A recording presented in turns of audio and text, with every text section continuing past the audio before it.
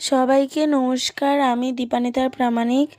আমার নতুন চ্যানেলে ছোটদের জন্য ভালোবাসা আর বড়দের নমস্কার। প্রথমবার জি বাংলায় অডিশন দিতে এসে খুব ভালো লাগলো আর অনেক দিনের ইচ্ছা পূরণ হলো। তোমরা আশীর্বাদ করো আমি যেন সফল হতে পারি।